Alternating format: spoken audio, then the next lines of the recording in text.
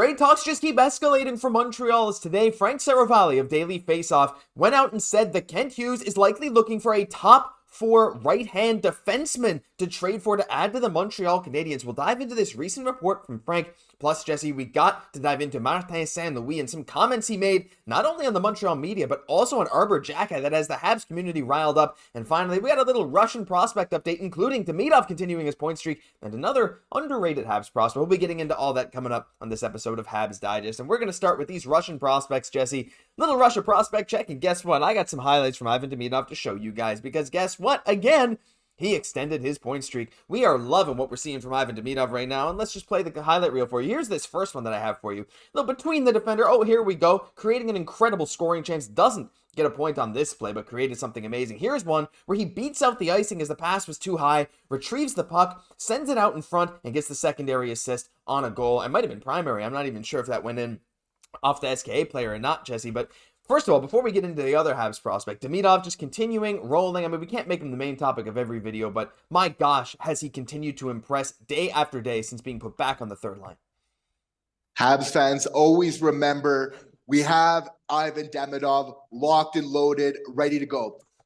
Is he better than Macklin Celebrini? It might be still a little bit too early to tell, but yes. The way that we're seeing him taking the puck, kind of challenging 1v1 in the offensive zone there is just absolutely amazing. Like the way that he goes to the net on that play, Josh, and then just doesn't quite give up. Like the skill to get there, beat his man, take it to the net, but just really not kind of giving up on that play. Again, just showing why he's so tremendously effective. But what's having Habs fans so excited right now is like not only like the skill that we mentioned, there's the vision, there's the elite shot, but it's kind of like that hustle, right? Like Charlie Hustle, where like he knows when to get on his horse in the offensive zone. Like there's a big reason why he's getting a lot of love from his teammate there on that assist. Right away, he's pointed to Demidov because he knows when it's time to get in the offensive zone. He's winning the kind of that puck battle to get to it first. And that's a big part of the game. From there, then you can just make an easy backhand pass into the slot and create an amazing scoring opportunity. So it's really kind of this combination of skills right now from him. Again, 16 points in 20 games and 20 games played. Again, I see a lot of people online, they're putting that in brackets right now for the amount of time that he's had. Like, I think we're almost underestimating like how amazing he's playing. Like he's putting up these 4-point games and we're almost considering it like nothing, right? Like when it's such an achievement for him at 18 years old to be doing this in a pro league. So I don't know. I almost feel like Demidov isn't getting all the love he deserves just because we're so used to it. And I think that's an amazing place to be in for Montreal Canadiens fans. Yeah, and it just keeps getting better. Like today, he had 7 shots on goal. He created a ton of chances. It was his highest time on ice this season, Jesse, with over 16 minutes. And they were actually playing him on the power play, which is something that they've been very hesitant to do. So 5-game point streak, 8 points in those 5 games. He's at 16 points in 20 games. And again, like you said, if you take out those games where he was basically benched for no reason as a 13th forward, in his 16 games that he's been sort of a regular forward, he has 16 points. So that's the thing with Ivan Demidov. He has been phenomenal. I think you're right. We're starting to get desensitized to just how good this guy is, but I know we're all remembering he's here at the end of the year. There's going to be a lot of good stuff coming, but it's not only him. I wanted to show something really quick on another certain Habs prospect. Yevgeny Volokhin, we haven't spoke about him this year because he had a rough first 2 starts in the VHL this year. .857 save percentage. We're like, I don't really know how to feel about that. But then he went to the MHL and he was really tearing it up again. .931 save percentage, 1.95 GAA in 8 games. And guess what? Just recently, a day or 2 ago, he got his first game ever in the KHL for HK Sochi, and he only let in 2 goals. He did get the loss. His team lost 2-1, but he put up a .913 save percentage, I believe saving 21 of 23 shots. I could be wrong. 2.06 GAA. He had a really nice game, Jesse. It's great to hear about our other Habs prospects, and this guy too. He's only, 19 or 20, and he's making his way up to the KHL already. In the highlights, he did look a little shaky, but all the same, letting in only 2 goals in your first KHL game is very impressive.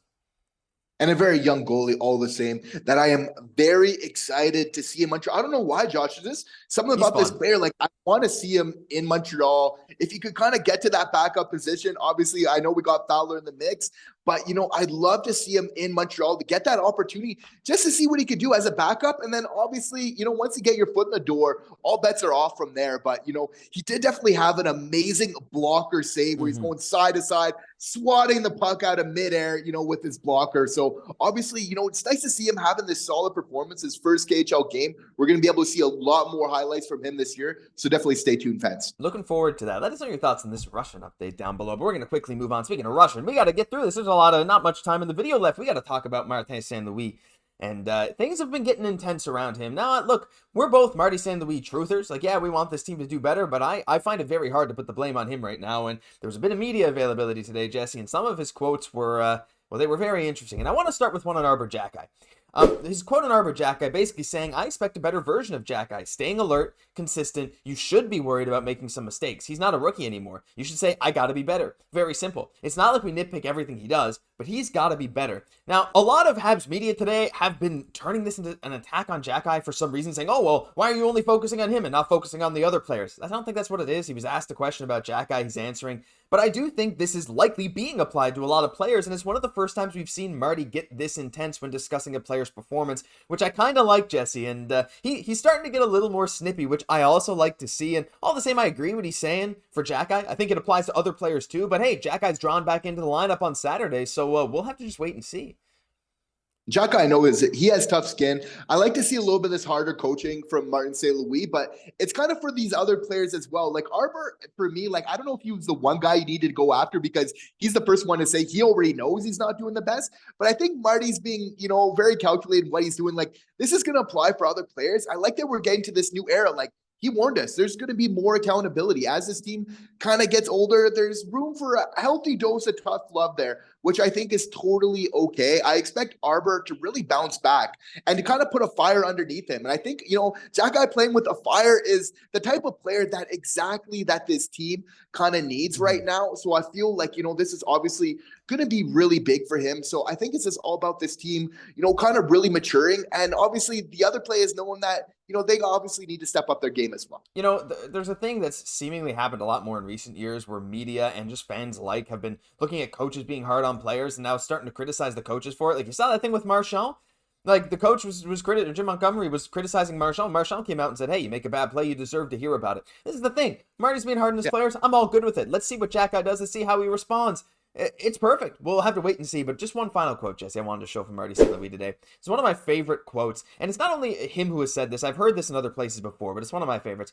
He said, I don't listen to stuff, and I'll tell you why I don't listen to stuff, talking about, negatives about his coaching. He said, why would I listen to a critique from somebody I would never go to for advice? Paraphrase, but that's what he was saying. Just I moved some words around for structure. Why would I listen to a critique from someone I would never go to for advice? And look, I get that. I very much get that, Jesse. At the same time, we can say all we want about Marty St. Louis. We can say all we want about the team, but those guys know more than we do. They're there. They wouldn't listen to us. So at the same time, I'm going to let them do their own thing. But just one little more quote that I think is just showing Marty starting to get that edge that we've wanted, Jesse.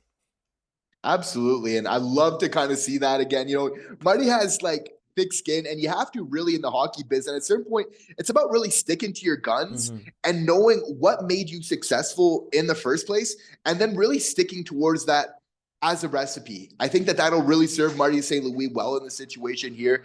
So again, as there's more accountability for the team, this also applies to him as well, right? So how is he going to kind of respond to the situation? But pressure, competition isn't always a bad thing. In fact, it can help kind of level up your game at the right time when you're really ready for it. So I expect to see that from this group. For sure. Let us know your thoughts on all that he said, including Xhekaj in the comments in the media down below. We would love to hear that. But final thing, Jesse, we got to get into this. We got another big Habs trade update, and this one comes from Frank Seravalli. Now, he said this on his Daily Faceoff podcast, but there was also an article, which I'm going to show a screenshot from right now, and he said the Habs are making call for a defenseman. Now, we heard that Pierre Lebrun was saying Kent Hughes was exploring the trade market, looking to see what was out there, but Frank Seravalli took it one step further. He said Montreal Canadiens GM Kent Hughes has been checking prices on acquiring a top 4 right-shooting defenseman around the league. The cost, it's high, meaning nothing is imminent now. We did get a bit of clarification after yesterday's whole thing with Pierre Lebrun saying Montreal doesn't have the salary space. Montreal does have about $7 million in salary cap space to play with. The problem is, Jesse, we're looking through the list of the players that the Habs could trade, and here's a list of pretty much everyone. I have no idea. This is from CBS Sports. I just like the way this looked. No idea why they list Slaf as a center. There's some other weird positional stuff here. I digress. But when it comes down to it, Montreal, you can trade one of these guys, and realistically, Dvorak's probably not going to fetch a lot unless you add a pick alongside him. David Savard, I feel like he's the exact guy you want on your team, just a souped up version of him, and getting rid of one of the only vets is not a good idea.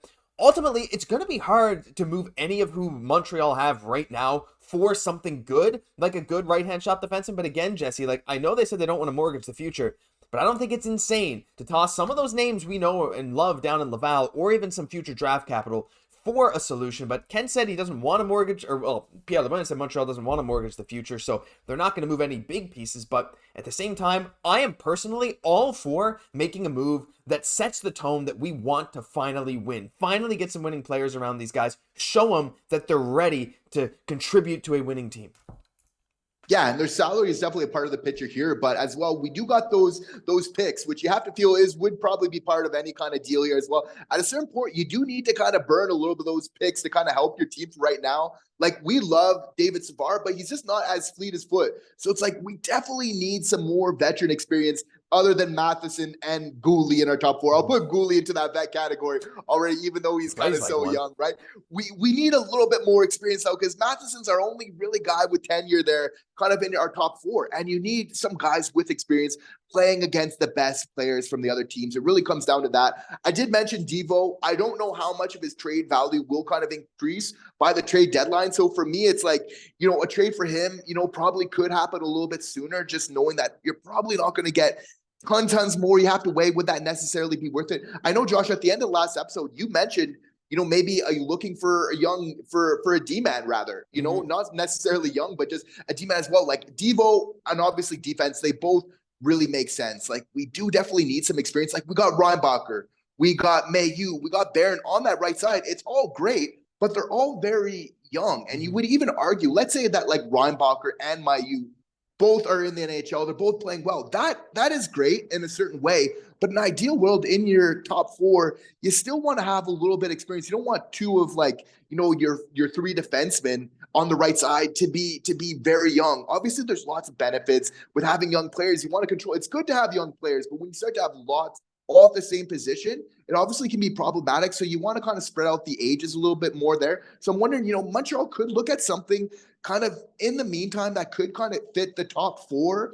Again, I would be super open to seeing how that would look. The problem is trading for a top four right-handed defenseman is never cheap, especially mid-season. Very few teams are willing to give them up for anything less than a haul, right? And you can look back to the Filip Hronek trade, and, he ended up being such a great trade, but they had to give up a first and a second for him, right? And I know we've tossed around the name of someone like Erasmus Anderson. I just don't see Calgary parting with him. That's the problem. To get a top-end talent, you got to pay a lot. And will it just end up being a stopgap solution for Montreal? You want someone that's going to be here long-term, but if you make a trade for a guy who's on a 2-3 year contract, he might be gone in a few years, and you've traded away a bunch of it. But all the same, I'm all for trying to, I know, like, trading for a big winning roster now might only bump us from, 27th up to 23rd, 22nd in the standings. It's not to make the playoffs, but I think it's to send a message. And I know a lot of you will probably have different opinions. What do you think about maybe moving some picks or some prospects for some higher end talent right now? They're starting to trend in that direction, but at this point, it seems like they might be closer than we think. But that'll do it for this episode of Habs Digest. If you enjoyed, leave a like, comment, subscribe to the channel. Thank you all for watching